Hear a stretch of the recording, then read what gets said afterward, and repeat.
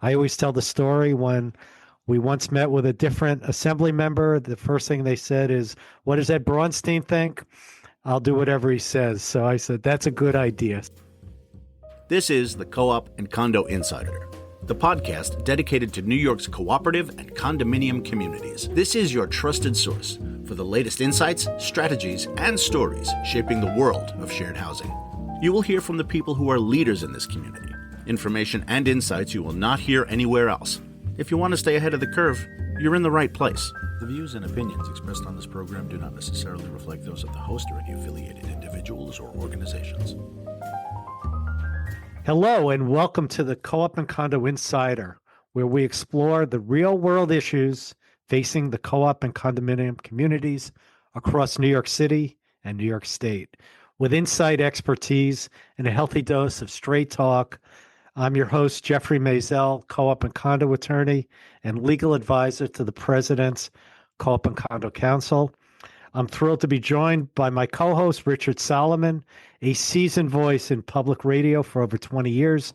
Richard has taken his listeners around the world to meet experts, newsmakers, and the people making a difference in our everyday lives. Richard, it's great to have you on the mic today. I love being here, and I relish the privilege of being here. Oh, thanks. Well, today we have a great featured guest, Assemblymember Edward Braunstein. Ed Braunstein, if it's okay if I call you Ed? Yeah, sure. Okay, I've known Ed since he was extremely young. He's still youthful. We met, you were about to announce your candidacy, and you met with, of course, you started with the co-op and condo community, and we met in a meeting in Bay Terrace, and they kept telling me an assembly candidate is going to be joining us, and you were sitting there, and I was waiting for your father to come. That's how young you were. Anyway, Ed represents the Assembly District 26 and includes Bayside, Douglaston, Little Neck, Whitestone, Glen Oaks, Auburndale, among others. And he's the chairperson of the Authorities, Corporations, and Commissions Committee. I think I got the little background. And you're also a member of several key committees, including the Rules, Ways, and Means Committee. Ed's a seasoned legislator who's been in the Assembly since 2011. And most importantly for the co-op and condo community, you have sponsored and been active in numerous key bills involving co-op and condo law, some of which we'll get into. And we truly appreciate your appearance today. Ed, where were you born? Where were you raised? And what inspired you to get involved in public service? So first, thank you for having me, Jeff. And it's nice to meet you, Richard. And congratulations on the new podcast. I'm excited to be here. I was born in North Shore Hospital in Manhasset, but my parents were living in Bayside at the time, and I was born and raised in Bayside and lived in Bayside my whole life. Are you a graduate of Bayside High School? No. I grew up across the street from Bayside High School. I went to Archbishop Malloy High School in Briarwood. Okay. Did you play basketball? Yeah, I played basketball and soccer there. Yeah. Anybody famous on that team? We had some Division I players, but nobody who made it further than that. And you're a lawyer by trade, correct? Correct. I passed the bar exam in 2009, and I was elected in 2010. So I'm a lawyer, but I've never practiced. I went to the assembly right away after that. So Rich and I will attest, we call lawyers that never practiced, we call you geniuses. All right. So as I said, super geniuses. Super genius. So as I said, we first met, I won't give away ages, but I assume you were in your 20s. What prompted you to run for? So when I graduated college, I began working in Assembly Speaker Sheldon Silver's office in Manhattan, downtown Manhattan. I was, a low-level staffer there, and during my time there, I went to New York Law School. And my plan was to finish law school and start a legal career. I had always been interested in politics, and I always anticipated I would be involved in the local clubs and volunteer and things, but I didn't consider pursuing a career in politics. But shortly after I finished law school, there was a vacancy in the assembly seat for the district that I lived. It was a good opportunity at a right time. As you mentioned, Jeff, I was younger. I was 29 years old at the time, but I saw it as a good opportunity, and I ran for office then. Was there a primary?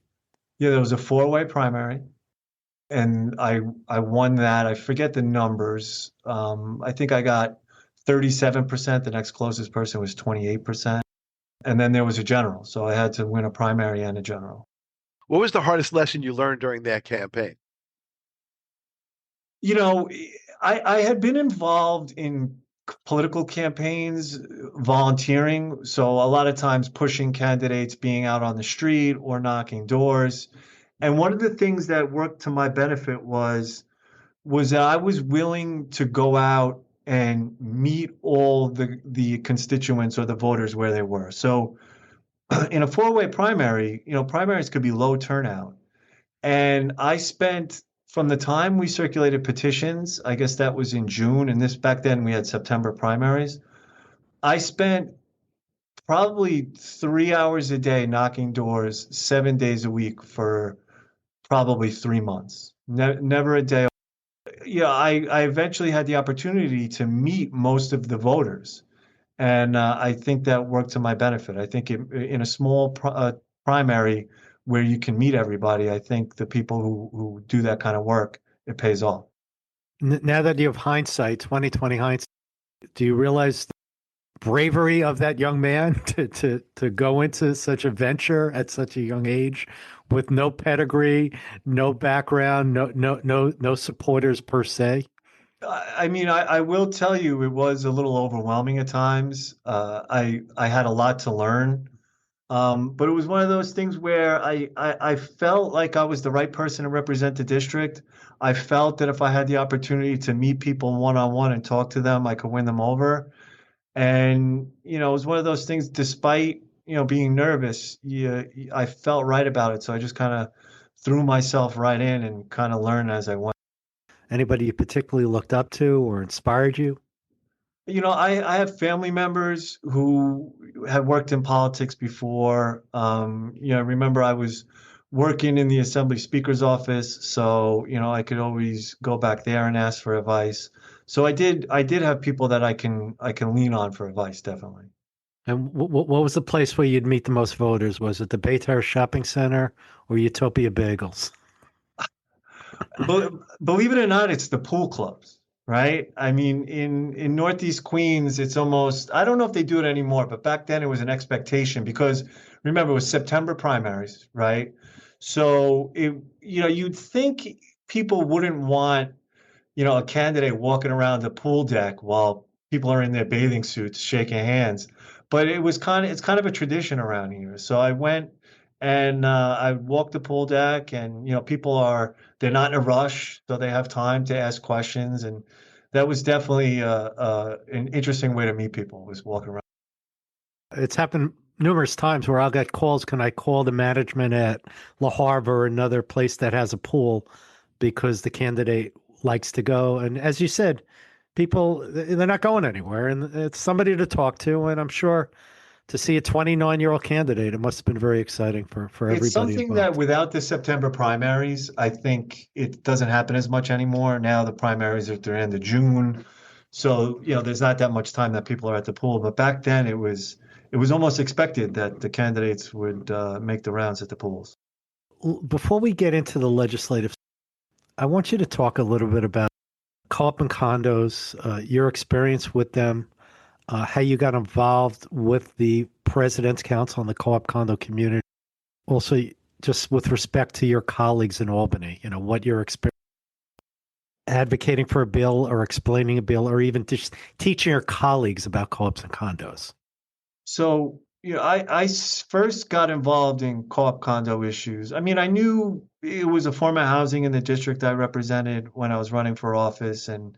But what I was really thrust into it was during, I think it was 2011, what they call the co-op tax revolt. Jeff, you remember, when the Bloomberg administration changed the way they assessed many of the co-ops, especially in Eastern Queens.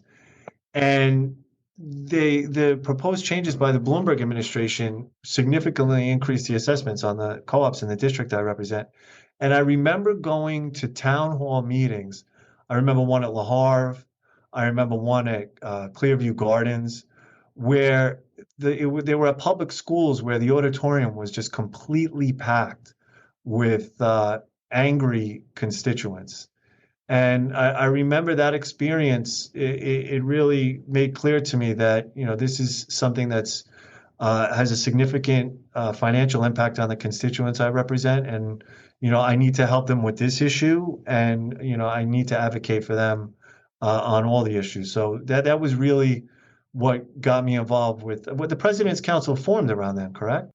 It catapulted into into a relevant entity at that point. It had existed sort of as an email thread, who's got a good plumber. So if I may disclose, I dare say one of the few members of the New York State legislature that actually lives in a co-op. I don't know off the top of my head, but I imagine there's not too many. So you're kind of a unicorn with respect to co-ops and condos in the state legislature. Well, you got to remember too, outside of Westchester and, a few on Long Island, the rest of the state, they really don't have co-ops. So a lot of my colleagues don't even know. I can tell by some of the stuff that comes out of there. Let's pull back the curtain and talk about how the legislative process works. It's a big mystery to most of us. Well, I mean, first, there's two parts to session, right? Everything up until when the budget passes is dominated by the budget, which is supposed to be passed April 1st. Typically it's a few weeks late. This year it was 5 weeks late. So there's some, legislative work that goes on while we're working on the budget. But a bulk of the more, I would say, controversial legislative business happens after the budget is passed. So those are like the two parts of session. Can I just ask, the budget includes obviously what we all think of as a budget, money. Why is there all this other stuff in the quote unquote budget, and what is properly in quote unquote the budget and not properly in the budget? So you're right. The courts have given the executive more and more power to include some policy into the budget over the years. How much policy and whether or not it's related to financial issues, it's kind of hazy about how far the governor can go, and it hasn't been challenged again. But typically what happens is the governor will put forth an executive budget where it's the dollars and cents that the governor thinks would like to be spent. And then this governor and previous governors add more and more policy initiatives into the budget to be passed altogether. We in the Assembly try to strip out as much policy as possible because we just don't think that's the best way to make policy.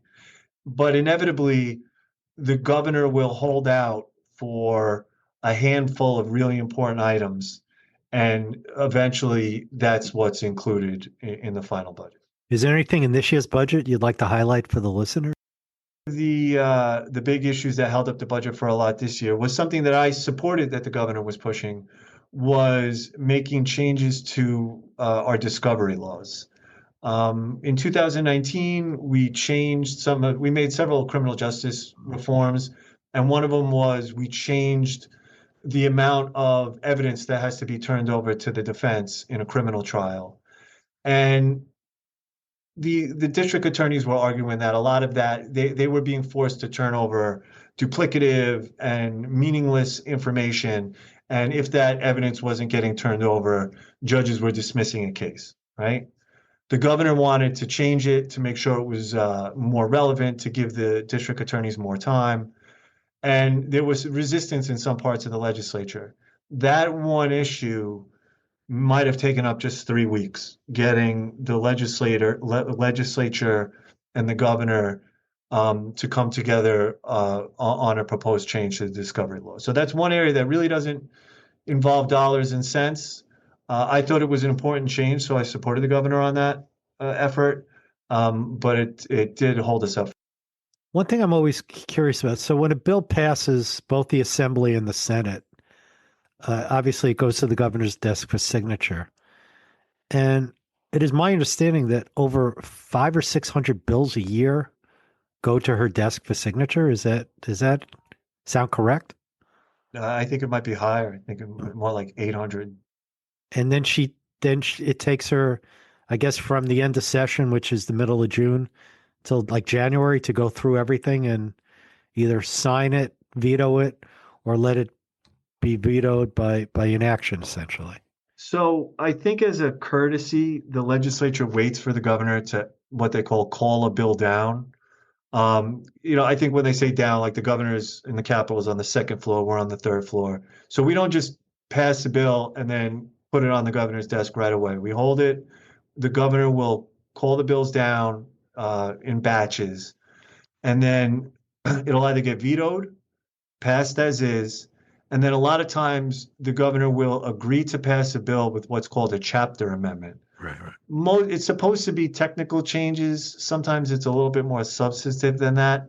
But if the bill sponsor and the assembly leadership agrees to a chapter amendment for the governor to sign, when we get back there after January, we spend the first month passing what they call chapter amendments, which are changes to bills that were on the governor's desk that she signed with the expectation that we make these changes.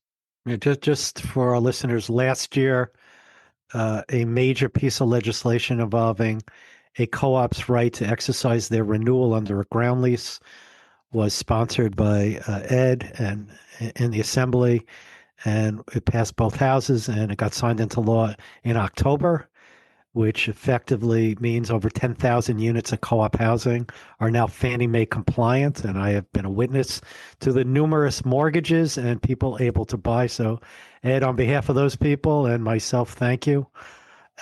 With respect to that, that was a big relief for everybody. It was a great win. So let's talk about this year. A little bit of a head scratcher, just watching from my desk in New York. So the first thing I want to talk about is the Corporate Transparency Act. I believe it was in your committee, which basically required corporations and LLCs, the beneficial owners, as they call it, which would include board of directors, submit personal data to the Department of State. It mirrored the federal bill, which was eventually withdrawn by President Trump.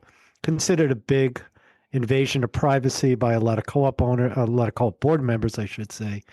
Let me know. I understand the bill passes LLCs only. Just if you could explain what happened there, that would be of interest to us.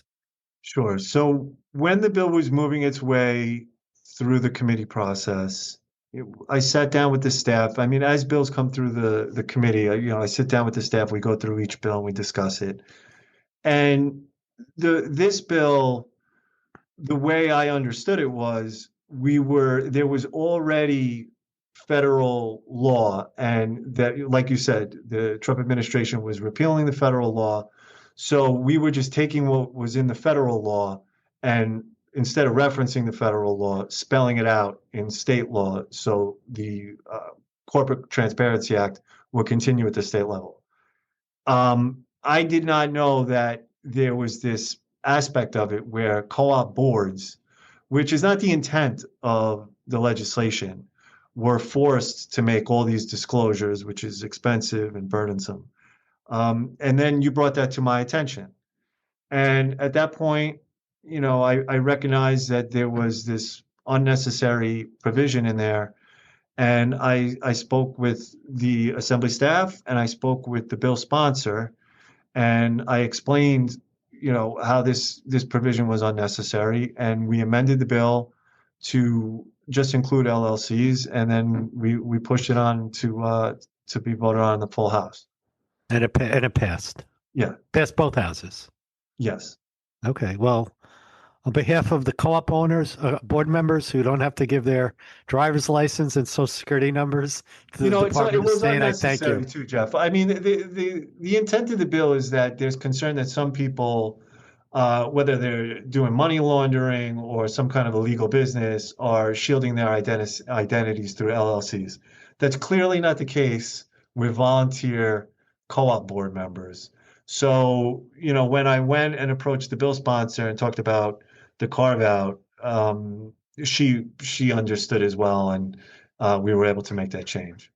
But let me ask you a question. But doesn't New York State already know that information from all the K-1s that are generated by LLCs? I mean, isn't that already in the knowledge base of the government? I don't know if it's, I don't think there's it's very well, K1s are a tax filing. I think they want it to be there are a lot of LLCs where the owners are impossible to find, and I think they wanted to create like a database, which I don't think the law, and I would have to check it again. Well, it's still waiting pending the governor's signature. I think I think it's held privately by Department of State, and it is subject for people to attend. Now, so the Richard, law, just real quick, it's just because one government agency has access to someone's personal information doesn't mean they're permitted to share it with other agencies. So we a lot of times we have to pass bills. Let's say there's a public benefit that we want people to have access to. If those individuals had shared their information with one agency, it's not as though that information can be passed to another agency without some kind of approval from the state. okay, so let's get on to the engineer report filings, which passed the state Senate by, I think, 51-1 vote. I could be wrong. And basically required co-ops and condos to make engineer reports of the building accessible to buyers, file it with the city, and the penalty for noncompliance, and this is not, you can hear me very clearly out there, would be give the AG the power to revoke a co-op or condo status as a co-op or condo. Yeah, I mean, I checked in with the bill sponsor, and the bill is, look, Assemblywoman Linda Rosenthal, she's chair of the Housing Committee. I saw that the bill didn't move out of the Housing Committee. So, if the chair of the committee had not moved her own bill, I was skeptical that it had any life in the assembly. But it wasn't just me. I know a lot of the co-op boards throughout the state had reached out to the assembly, and Assemblywoman Linda Rosenthal, to her credit, she went so far as to strike the enacting clause of the legislation, which essentially kills it and lets everybody know that it has no chance of advancing. That struck panic in quite a few people, and good to see there are some checks and balances, especially with Ed Braunstein in the assembly. Was there an Eighth Amendment violation in that bill? It's an excessive fine. The fine was way over the top. But like I said, fortunately, it didn't even move out of committee in the assembly. So, I don't. I mean, if it comes back in another form next year, we can discuss it. But I agree with you that fine was excessive. All right, and just the last question on this legislative session before we get to more fun. You've been working on a permanent co-op. We'll call it a carve-out bill from traditional landlord-tenant legislation. It's been around a couple of years. I don't know what happened to it this year. It clearly didn't pass. Did it make it out of committee? Does it have legs? Is it going to be reintroduced next year? What's going on with it? So it did not pass this year. I plan on reintroducing it next year.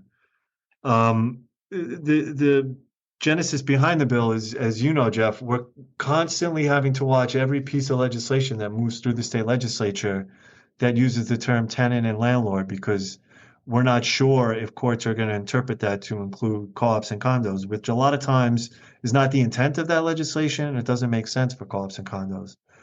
And just this year, I had to catch a bill that had made it all the way out to the floor. It had been laid aside And then I went and spoke to the bill sponsor and the staff, and I said, "Do you intend this to apply to co-ops and condos?" And the sponsor said no, and I was able to get him to put language that explicitly carves out co-ops and condos in that bill. But rather than constantly have to watch every bill, we want to pass legislation that says anytime a new legislation uses the term tenant or landlord, it does not apply to co-ops and condos, just to make that clear. But because of the late budget, and just kind of the scramble at the end of session, I took a push at it, but I didn't take a thorough enough push at it. And I think I want to start earlier next year. I want to work on talking to some of my colleagues, getting more co-sponsors, and taking another try.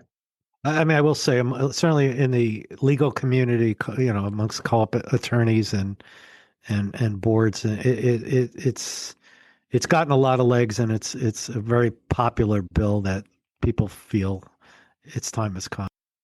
So, Rich, now we have the lightning round. Can I go off script a little bit? Go off script, Rich. All right. Will I be seeing you at the pool club this summer? Well, I am a member of my local pool club, so if you're around there, you might see me.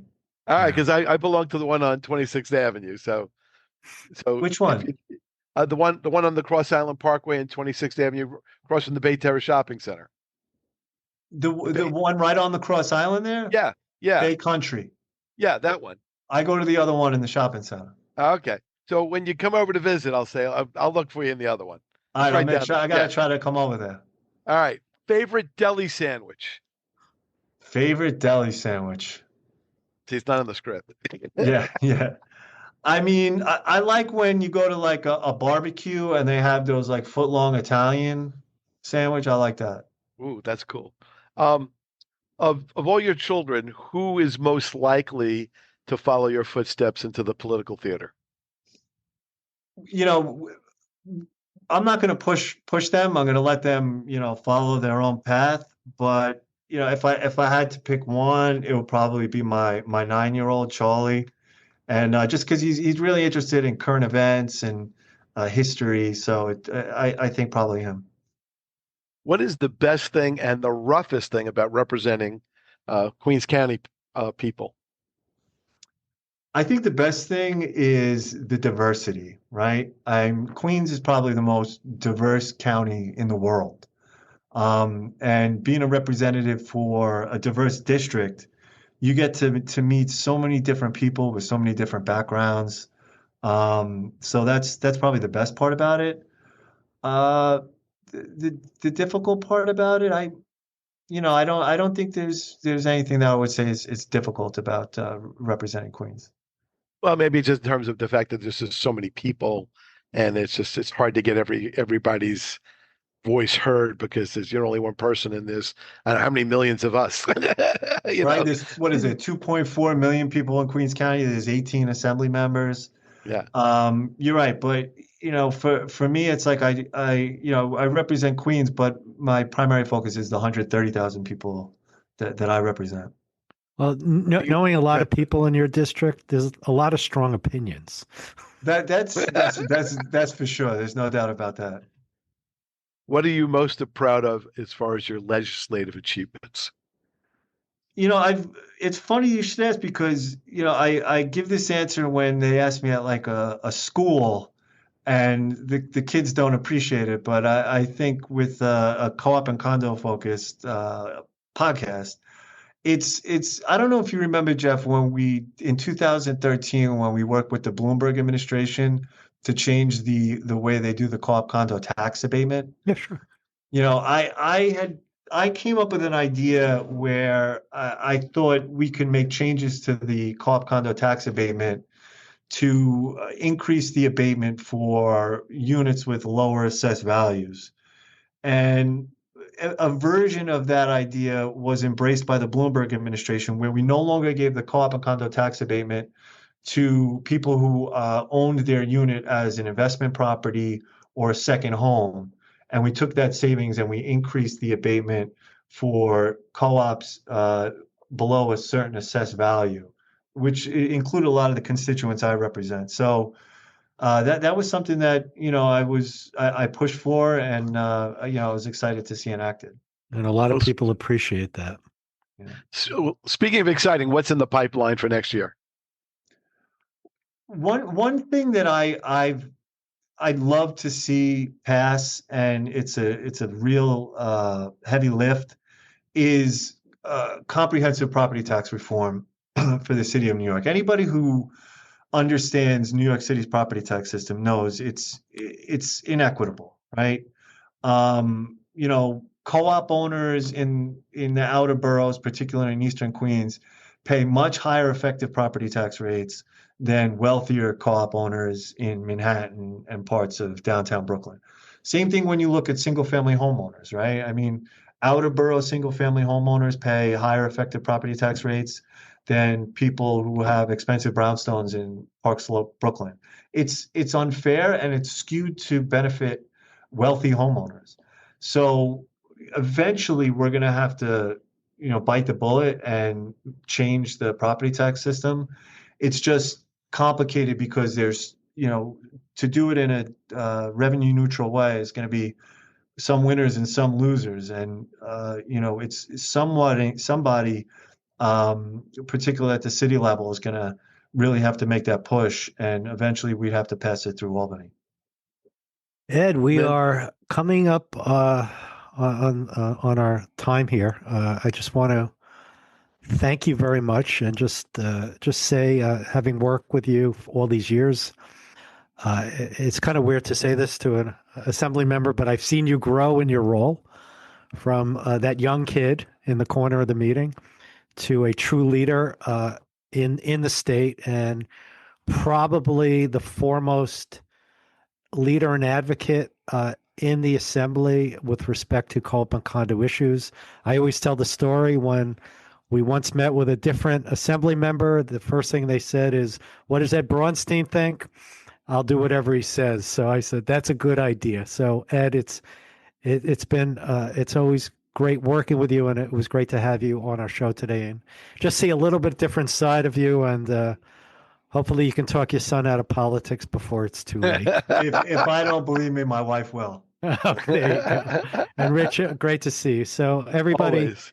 Thanks for joining us, and you can hear us on all the podcast stores, and please subscribe, and we'll see you next time. Thanks for listening to the Co-op and Condo Insider. We hope you found today's conversation informative and insightful. Don't forget to subscribe. We're available on all major podcast platforms. Until next time, stay informed.